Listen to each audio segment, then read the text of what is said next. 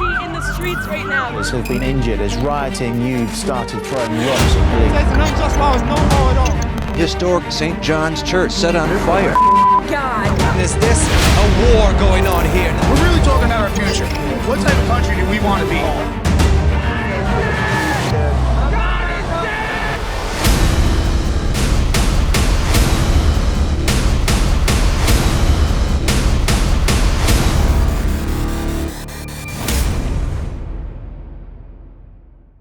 Hello, welcome to Holding the Line, America's fight for religious freedom. Longwood, Florida sits north of Orlando, near Maitland, Altamont Springs, and Sanford. Its population is near 15,000. The government has a mayor and a city commission, like most towns its size. Joe Durso served as a Longwood city commissioner and mayor from 2008 to 2017 for 3 terms. He's also Vice President of Public Affairs for Embrace Families, a foster care and adoption service. Well, Mayor Durso found himself in an interesting situation that made national headlines, and it all involved a cross. Here's how it happened. So the cross was originally designed by a local resident who is a Vietnam veteran, combat veteran, retired U.S. Army Lieutenant Colonel Johnny Richardson. And Colonel Richardson designed it for the Traveling Vietnam Wall Memorial. So Longwood was in a very competitive process. We competed with dozens of cities from across the country to bring that memorial to Longwood. And it was a great honor for us, really a historical moment for the city of Longwood. And so Colonel Richardson designed and built that cross, at his own expense, by the way, to honor the men and women who served in the armed forces and who ultimately died in Vietnam. When the wall came down and they moved on to their next city, Colonel Richardson decided he wanted to donate that to the city, dedicate it to those men and women who served, and we were more than happy to accept it. We wanted to bring attention to it because of the significance of the memorial. And so you'll notice in the chamber next to the cross, there is a plaque that honors the folks, the local business owners, the local residents who contributed to bringing that wall to Longwood. And so we wanted to bring attention to the historical significance of bringing something like that to Longwood. And it was amazing the feedback that we received from veterans from throughout Central Florida, really from throughout Florida, but from throughout Central Florida. A lot of these men and women are facing financial difficulties or physical difficulties. They don't have the ability to go to Washington to visit the wall. And so this was a very unique opportunity for them to honor their brothers and sisters. And so we wanted to make sure that they had that opportunity. Seems like a nice gesture for a city to honor a traveling Vietnam memorial. Then allowing a portion of that memorial, which was dedicated to the city, to put it in the Longwood Commissioners Conference area and giving it the public respect it was due, right? Not so. Not until somebody saw the cross and got offended. Well, the Freedom from Religion Foundation first contacted us and basically said that someone had been at one of our meetings, had seen the cross, was essentially offended, and they asked us to remove it.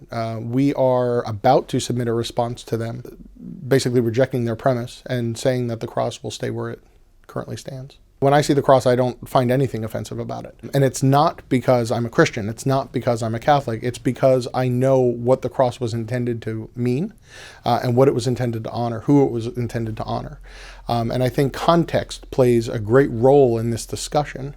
And I think a lot of people need to take a step back and realize that this was a lot more about honoring men and women who served in our military, protected freedom, defended freedom around the world, than it is about forcing a religion on anyone. When the Freedom from Religion Foundation pushed hard on Longwood, Longwood pushed back. The FFRF loves national attention because it gets them support. People who think they are defending the Constitution. Well, they're not. What it does reveal is how many people can't stand their agenda. Mayor Joe found that out. The attention that the issue received in general was pretty staggering. It was pretty surprising. For a small town, I received phone calls and emails and text messages and Facebook messages and tweets from as far away as Redding, California and Portsmouth, New Hampshire. And so, as this story started to evolve and the national media picked it up, there was a significant amount of feedback, and the vast majority of that feedback was positive. The vast majority of people who wrote in were very supportive of us keeping the cross there for the purposes that it was intended, to honor those men and women who served. I mean, we've had good, cogent arguments about the Constitution and about the place of religion in society, and about whether or not that cross is appropriate because of the purpose of the cross. And so it's been relatively respectful, with very few really negative comments from people. Mayor Durso knew what he was doing. He understood the Constitution. In fact, he was cum laude graduate of Florida State University with an undergraduate degree in political science. He earned a master's degree in political management and communications from George Washington University. Oh, and he's currently a professor of political science at the University of Central Florida. He was the right person to ask about the meaning of the First Amendment. If you look at what the Founding Fathers were trying to do in the First Amendment, the very first freedom that they listed was freedom of religion. So the very first freedom that they gave us in a list of freedoms that they valued was the freedom to practice our religion or not practice religion as you see fit in this country. And I think that their intention was a lot more about keeping the government out of the church, keeping the government from telling you how to practice, than it was ever about keeping the church out of the government, or keeping the church out of society. And the fact of the matter is that the courts have ruled time and time again that you can't have a true 100% separation of church and state. And if you look at the Lemon test that we would use in this particular case to determine if we're violating the Establishment Clause, the fact of the matter is that we pass with flying colors on all three accounts, the three pillars of that test. We pass. The purpose of the cross was secular. It was to honor the men and women who served in Vietnam and who died in Vietnam. There is no excessive entanglement whatsoever. The cross was designed, built, and paid for with little to no influence at all, with the exception of the fact, from the city, with the exception of the fact that the Vietnam Wall was brought here by the city.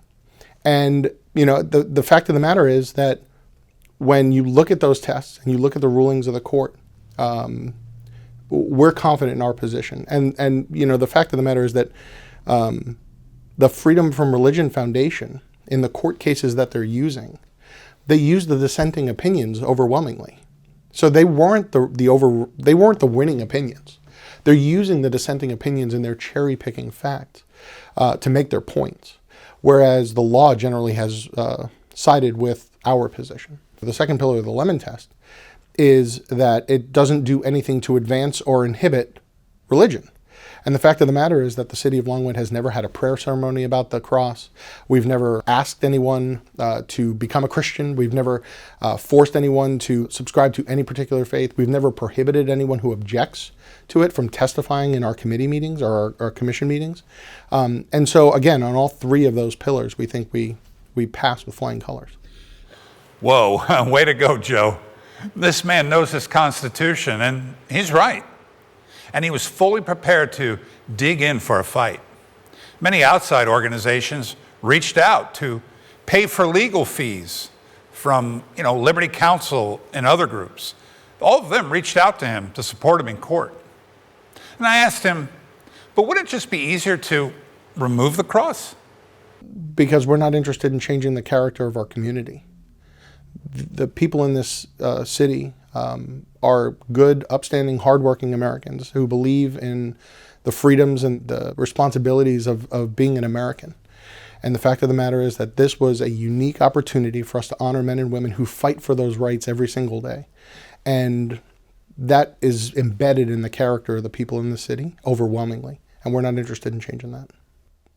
I think it is important to challenge these types of claims, because it gets to a point where we're so focused on the individual that we lose our sense of community. We're so focused on individuals that we lose our sense of country, really. And the fact of the matter is that this cross doesn't in any way, shape, or form force anyone to religion, force anyone to practice a religion or not practice a religion. It doesn't prohibit you from coming to a commission meeting and speaking. It doesn't prohibit you from not coming to a commission meeting. It doesn't force you to do anything. The people who oppose this cross have come to our meetings and openly and publicly spoken with no retribution whatsoever. The fact of the matter is that they're making this a religious argument when it was more of a memorial than anything else. And so when you talk about people essentially getting their feelings hurt versus actually having their constitutional rights violated, it's important to make that distinction and take a stand on those things. Absolutely.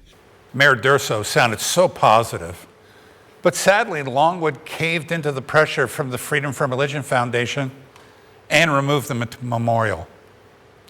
I wish I had a happier ending to that story, but we can't allow atheists to nitpick everything that seems religious and let them call it offensive. A cross has always symbolized a memorial or a grave marker. If you saw a cross in a church on the wall, that means one thing. Put it in an open field or on the side of the road, it means another. We cannot cave in to these threats. The fight continues, and you need to be informed. Follow us on Facebook, Twitter, and subscribe to our YouTube channel, and like this video to see more content coming your way. You can also read my book, Holding the Line, America's Fight for Religious Freedom, available on Amazon. Thanks for joining me. Keep holding the line.